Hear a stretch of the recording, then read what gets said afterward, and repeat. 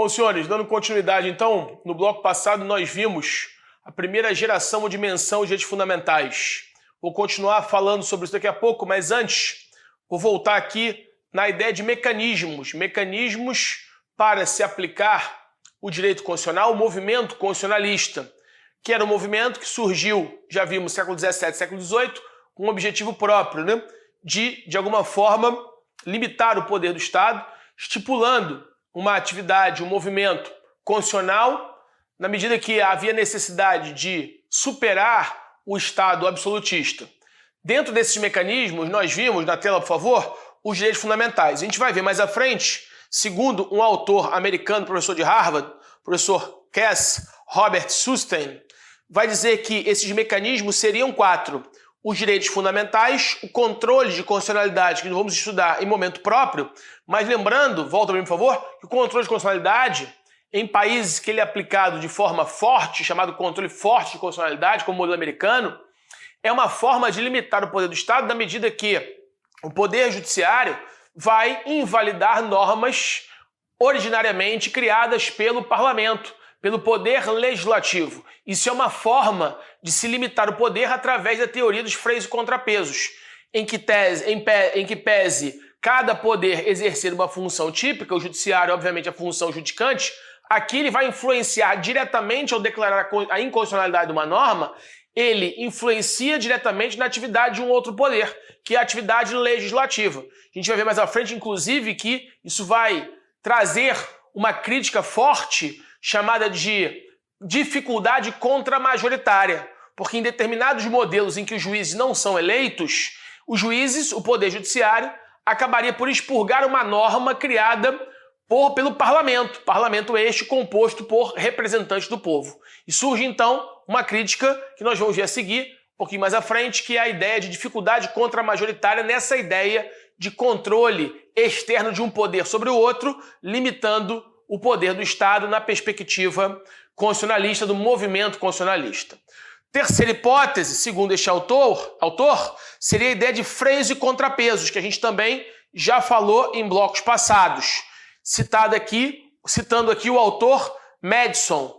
E, por último, o federalismo, que é forma de Estado, também é uma maneira de você criar distribuição de competências administrativas, legislativas, jurisdicionais, sendo certo que cada ente federativo vai poder usar determinadas atividades, ou melhor dizendo, vai poder praticar determinados atos dentro de determinados campos a partir de critérios pré-estabelecidos numa divisão constitucional de competências, competência legislativa, competência jurisdicional e competência administrativa, já que cada ente federativo de um Estado, cada ente de um Estado federado vai exercer autonomia política, que eu também já expliquei em blocos passados o que significa. Então, mecanismo, segundo este autor, Cass Robert Sustein, da Universidade de Harvard, eu teria 4 mecanismos para implementar esse movimento constitucionalista: direitos fundamentais, controle de constitucionalidade, freios e contrapesos e federalismo. Avançando, no final do bloco passado, eu falei acerca da ideia do constitucionalismo de primeira fase. No constitucionalismo de primeira fase, a relação jurídica entre Estado e sociedade era uma relação jurídica marcada pela abstenção, direitos de primeira geração, direitos negativos. Dentro dessa perspectiva, uma questão que poderia aparecer em prova é para você diferenciar liberalismo constitucional de liberalismo político e econômico.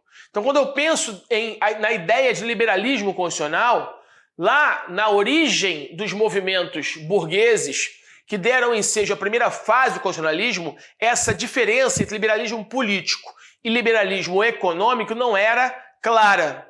Mas, algum tempo depois, né, ou seja, nós estamos em 2020, indo para 2021, nós estamos no século XXI, isso aqui foi no século XVII e XVIII. Então, no surgimento desses movimentos, 1787, 1789, eu tenho quase 220 anos desses movimentos. Ora, tanto tempo depois, 2 séculos depois, fica claro para nós intérpretes do direito, operadores do direito, que havia e há uma diferença entre liberalismo político e liberalismo econômico. Essa ideia é trazida no livro do professor Daniel Sarmento. Ora, qual seria a perspectiva, joga na tela, por favor, do liberalismo político? Liberalismo político é uma teoria política, da ciência política. E é um viés tipicamente individualista, que considera que o objetivo último do Estado e do direito é proteger o sujeito. Então, se eu pensar numa ideia, volta por favor, de liberalismo político, eu tenho como intuito direto e imediato a proteção do indivíduo. E o Estado e o direito vão obrar para este fim. Só que existem limites morais para esse tipo de atividade. Existem limites éticos para o desempenho dessa atividade. Então o Estado, na missão de salvaguardar liberdades individuais, o Estado na missão de proteger o cidadão no seu campo individual, ele não pode fazê-lo sob qualquer forma, sob qualquer espécie, através de qualquer instrumento. Se assim não fosse, imagine que estaria legitimada, por exemplo, a atuação de torturas a bandidos, a meliantes, àqueles que de alguma forma violassem a lei penal, para que eu pudesse salvaguardar a grande maioria. Eu poderia torturar então. Ou seja, se a tortura fosse mais eficiente para elucidar um crime, o Estado poderia se valer desse expediente com este fim. Então, na tela, por favor, esse liberalismo político vai dizer que há limites éticos em que o Estado tem de respeitar, mesmo buscando maximizar a realização do bem-estar coletivo. Não seria legítimo, nesse campo, torturar uma parcela da população, mesmo que isso gerasse uma mais-valia, mesmo que isso gerasse um benefício para toda a coletividade. Então o liberalismo político está no campo da ciência política. O liberalismo político visa salvaguardar e proteger o indivíduo, no entanto, implementando limites éticos na atuação do Estado. O que não se confunde com a ideia de liberalismo econômico. O liberalismo econômico é uma atividade mormente atuante na análise econômica do direito, na análise da economia, uma interface entre direito e economia, na qual o papel do Estado, nos direitos de primeira dimensão, direito de geração, é de não intervenção. E a quem, como disse no bloco passado, incumbe essa atividade prestacional? Incumbe ao mercado, mão invisível do mercado. Então, na tela, por favor. Já o liberalismo econômico é um modelo de atuação do Estado em relação à economia. A doutrina econômica preconiza que o Estado deve ser um Estado mínimo. Volta para mim. Essa ideia de Estado mínimo, senhores, é importante. Por quê? Porque aqui, ainda falando de Adam Smith, ora, quem deve suprir é o mercado. Laissez-faire, laissez-passer. Ou seja, deixe o Estado livre, deixe a coletividade livre, deixe o mercado livre, sem intervenções do Estado. Intervenções do Estado na ordem econômica são intervenções indesejadas. Essas intervenções afastariam a economia do pleno emprego. Então essa é a ideia de liberalismo político. O Estado, como disse no bloco passado, é mínimo, tem que garantir fronteiras, tem que garantir justiça e proteger bens públicos. Esse é o papel do Estado. Laissez-faire, laissez-passer, ou seja, deixa o mercado livre. As forças que vão atuar no mercado de oferta e procura é que vão reger, que vão determinar, por exemplo, preços, vão determinar a quantidade de ser ofertada, vão determinar a quantidade de ser consumida. Ou seja, não é o Estado, não é o Estado que deve se embrenhar nesse campo. Então, é uma ideia de Estado mínimo. Agora, quando a gente pensa nos dias atuais, essa ideia de Estado neoliberal, não sei se você já ouviu essa expressão no direito, o Estado modelo neoliberal. E aí a gente, antes de chegar ao Estado neoliberal, que surge a partir da segunda metade, final dos anos 80, começo dos anos 90, anos 80, século 20, Estados Unidos e Inglaterra. Governo da Margaret Thatcher na Inglaterra e Ronald Reagan na época dos Estados Unidos. Trazem a ideia de um Estado novo liberal, de um neoliberalismo. E esse neoliberalismo vai estar intimamente ligado com a falência do Estado do bem-estar social, que é o Estado do welfare state, que eu não comecei a estudar ainda, vou começar a estudar daqui a pouco. Mas aqui eu estou falando de um modelo de Estado liberal, um modelo de Estado liberal de um liberalismo econômico. Então, liberalismo econômico, Estado mínimo. Estado mínimo que vai ser recomposta essa ideia na atualidade, final do século XX, 1980, surge uma nova ideia de Estado liberal, mas não, a gente vai ver daqui a pouco, não conforme isso surgiu no modelo inicialmente constitucional lá nas revoluções burguesas. Então na tela, por favor. A doutrina econômica preconiza um Estado mínimo, uma mínima atuação do Estado na proteção da economia. É a crença plena nas leis de mercado que eu acabei de falar.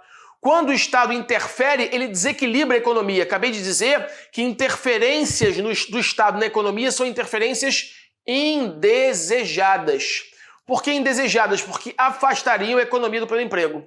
Os serviços públicos são tímidos e a máquina estatal é pouco desenvolvida. Essa é a ideia de Smith. Então, senhores, para que você entenda, inclusive aqui fazendo um cotejamento com o próprio direito administrativo, para que você entenda agências reguladoras, se você não entender essa lógica de funcionamento do mercado desde as revoluções burguesas até a terceira fase, que seria o neoconstitucionalismo, o neoliberalismo, você não consegue explicar a atuação das agências reguladoras. Por exemplo, eu disse que no modelo na Europa Ocidental, quando eu penso, por exemplo, na Revolução Burguesa na França, a gente vai ver daqui a pouco, que com essa superação, final do bloco passado, crítica do Anatole France, que dizia que a liberdade, a igualdade impediria ricos e pobres de dormir debaixo da ponte igualmente e de roubar um pão. Ora, essa ideia de igualdade formal para igualdade material, vai ver que essa superação do modelo não intervencionista estatal, direito de primeira geração, vai ser superada por uma segunda fase do constitucionalismo. E essa segunda fase do constitucionalismo é que um pouco mais à frente vai à bancarrota, numa ideia de Estado do bem-estar social, welfare state, Estado intervencionista, direitos de segunda geração prestacionais, que vai à bancarrota fazendo surgir o neoconstitucionalismo.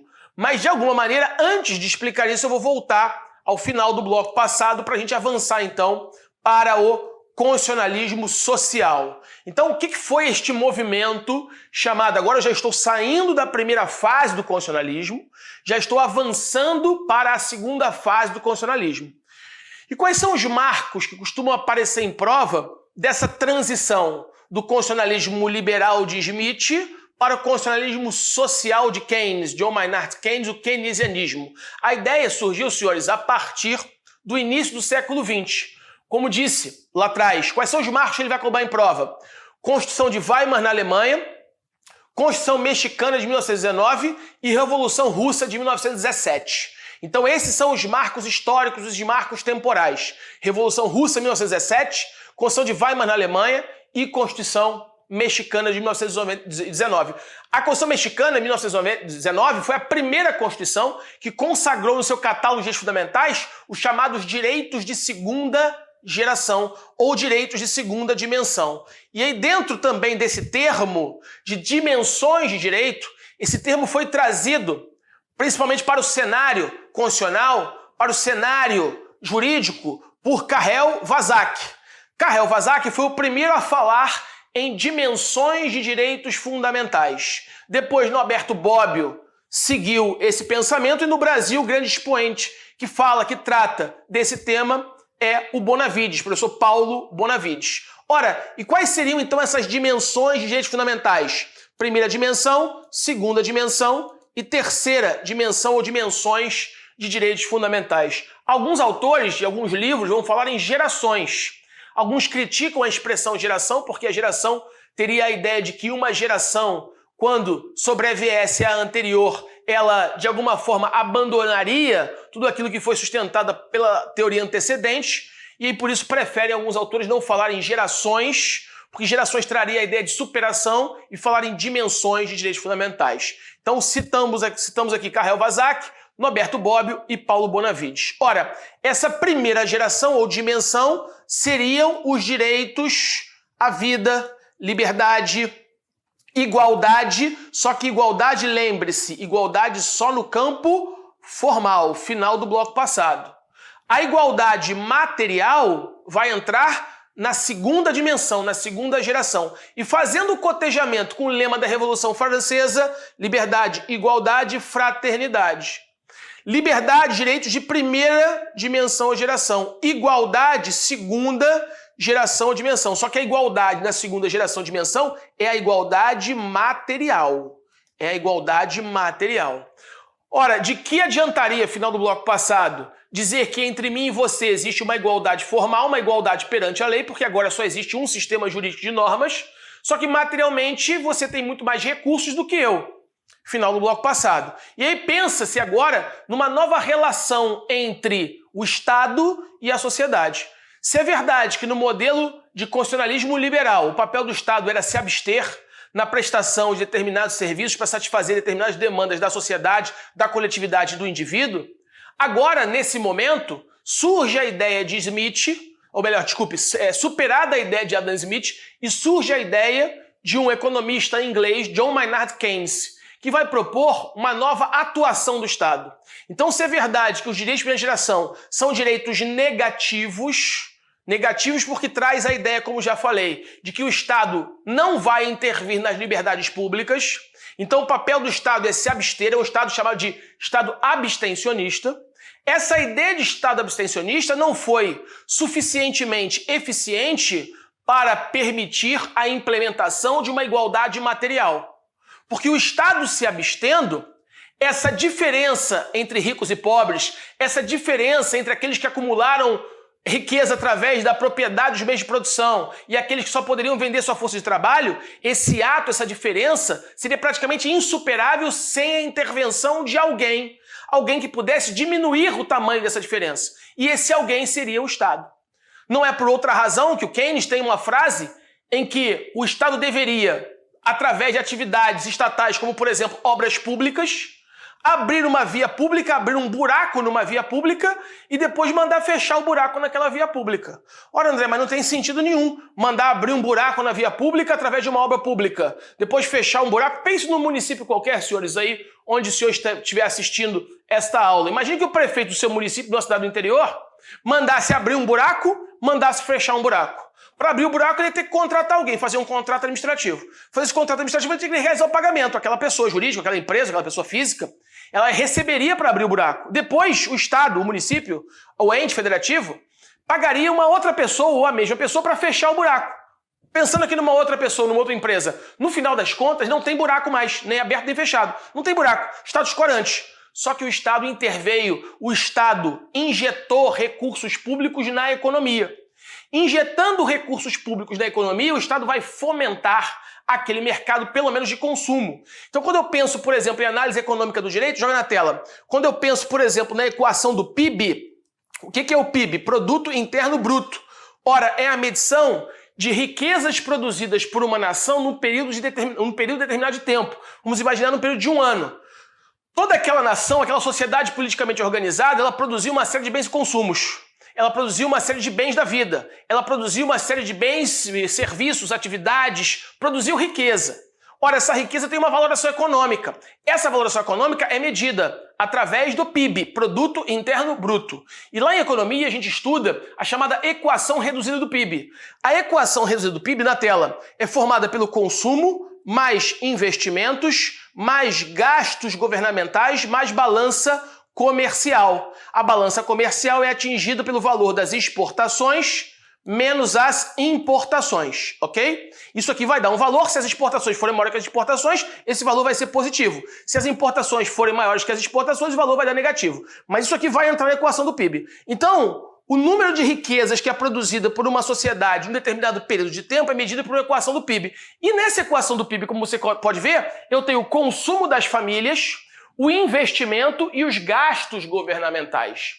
Isso aqui, senhores, é bastante emblemático. Significa dizer que quando o governo entra no sistema econômico realizando gastos, ele aumenta a quantidade de riqueza produzida naquele país, naquela nação. Então os gastos do governo fazem parte da equação do PIB. Qual é a ideia de Keynes?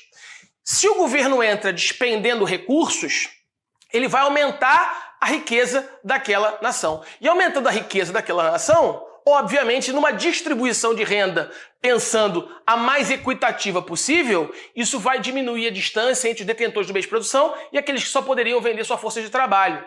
Então agora eu tenho uma obrigação de ter um Estado não abstencionista, mas um Estado interventor. Então se você pensar, por exemplo, no artigo 6º da nossa Constituição Federal, direitos sociais são os direitos de segunda geração. Então pensando nessa teoria de Bobbio, de Karel-Vazak, de Bonavides, que eu tenho dimensões de direitos fundamentais, primeira, segunda e terceira, na perspectiva da segunda dimensão, eu vou encontrar, jogando na tela, os chamados direitos de segunda geração, também chamados de direitos sociais.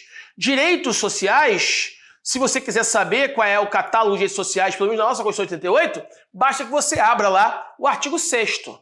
No artigo 6º você vai ver educação, saúde, assistência, previdência, lazer, cultura, moradia.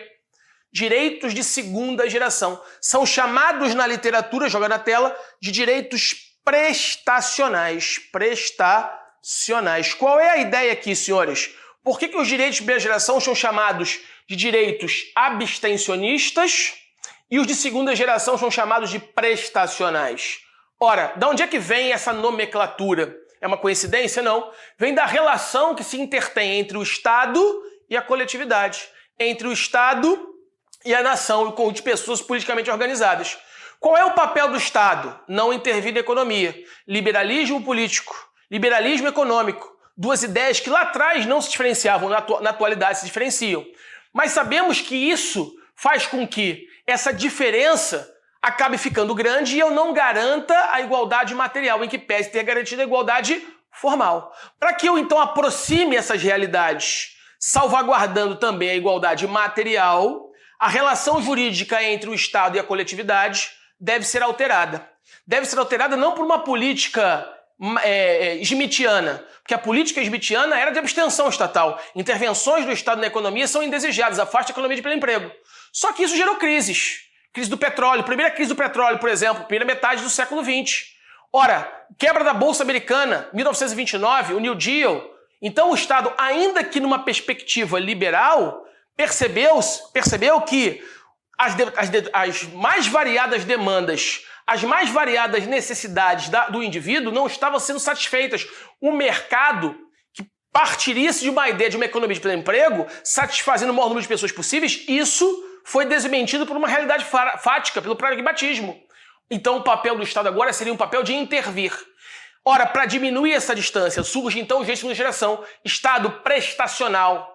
Ora, não é por outra razão que surge a partir daí serviços públicos. O Estado assume para si, principalmente nos modelos no modelo europeu, da Europa Ocidental, o Estado vai ter de intervir para prestar determinados serviços. E o Brasil acompanha esta realidade. Se você pensar que no Brasil, no governo Vargas, ainda que a gente pudesse discutir a primeira fase, a segunda fase, e a segunda fase sendo ditatorial, mas surgiram, por exemplo, legislações trabalhistas nessa fase. Direitos do trabalhador nesta fase, jornadas de trabalho minoradas nesta fase. Então os direitos de segunda geração, direitos sociais, educação, saúde, assistência, lazer, cultura, previdência, direitos prestacionais. Isso fica sendo chamado como modelo do bem-estar social. Modelo do bem-estar social ou modelo do welfare state. E esse modelo do bem-estar social surge em 1917, 1919, e ele prospera principalmente na Europa Ocidental até 1970, 1980. Lembre-se que em 1979 houve no mundo a segunda crise do petróleo. E esse modelo do Estado intervencionista, keynesiano clássico, de intervenção para gerar demanda e gerar riqueza, diminuindo essa relação de desigualdade, garantindo a igualdade formal, a igualdade material, também entra em crise, também entra em colapso. E qual seria então a grande crise desse modelo de Estado social, desse constitucionalismo social, Estado interventor, direito de segunda geração? Quando o Estado começa a crescer de tamanho, ele assume para si uma série de obrigações que passam a ter conotação de relação obrigacional de serviços públicos que deveriam ser prestados pelo Estado, educação, saúde, por exemplo. O Estado cresce, incha, fica obeso, deficitário, lento. Então pensa-se no retorno do pêndulo. Essa ideia de retorno do pêndulo teria a ideia de retomada de um Estado, não agora liberal, clássico, smithiano, mas uma ideia de Estado neoliberal. Ora, eu preciso então diminuir o tamanho do Estado, porque o modelo do bem-estar social, do welfare state, ele eclode. Esse estado se mostra ineficiente. Várias crises no mundo começam a aparecer, mostrando que no campo pragmático esse modelo também precisa, a partir de então, ser substituído. E aí surge o chamado neoliberalismo. E dentro dessa perspectiva, se eu pensar num outro campo das relações entre as grandes nações, nós tivemos na segunda metade do século XX a Segunda Grande Guerra Mundial. A Segunda Grande Guerra Mundial fulcrada principalmente no positivismo jurídico.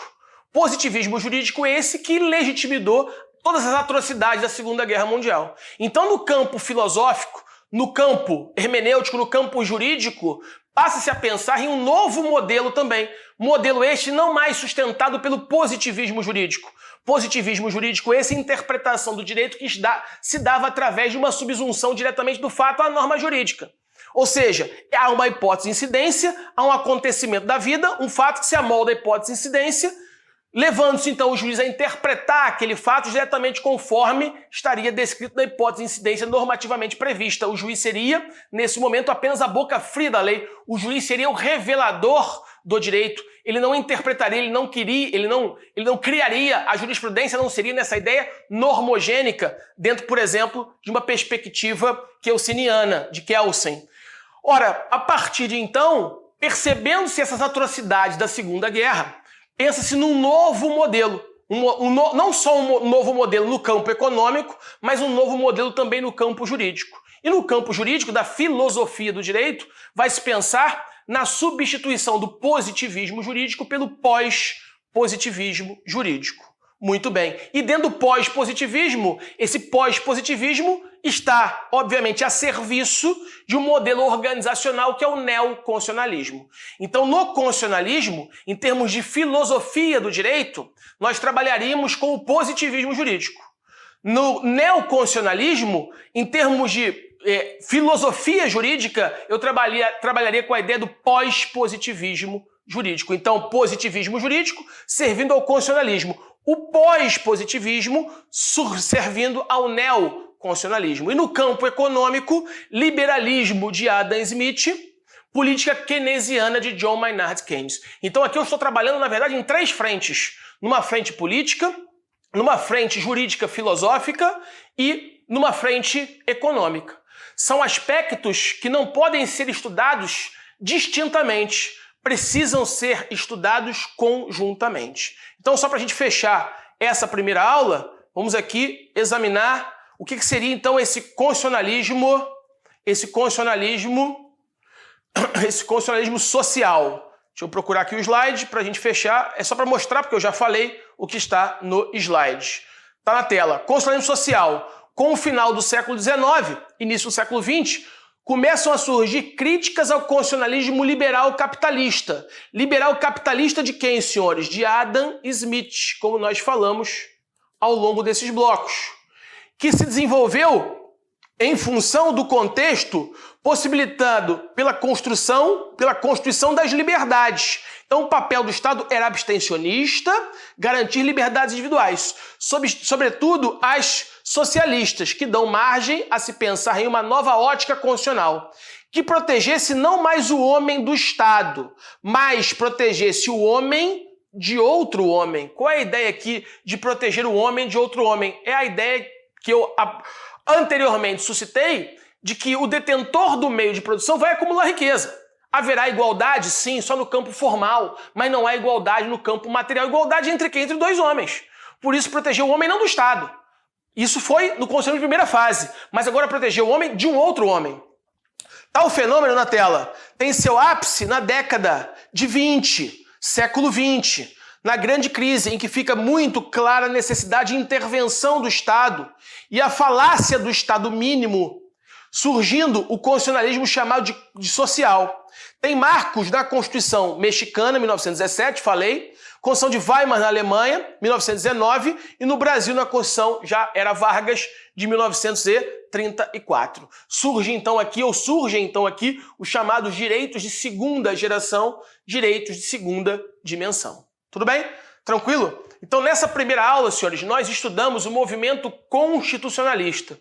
Analisamos a sua intenção, analisamos qual é o seu marco ideológico, filosófico, político, econômico, vimos qual é a intenção do movimento constitucionalista, vimos o constitucionalismo liberal, vimos o constitucionalismo social e interações desse movimento com outras ciências, com a economia, com o próprio direito administrativo, ou seja, daria para falar muita coisa acerca disso, mas eu preciso fazer um corte nesse estudo, nesse exame. Na próxima aula, nós vamos começar a aula falando de um segundo movimento, o movimento neoconstitucionalista, que surge a partir da segunda metade do século XX. Depois do neoconstitucionalismo, vamos falar do transconstitucionalismo, vamos falar da interpretação constitucional, vamos falar de controle de constitucionalidade, ou seja, o módulo está apenas começando. Tudo bem? Aguardo os senhores, então, na continuidade dos nossos estudos. Fiquem com Deus e até a próxima aula. Um abraço, valeu!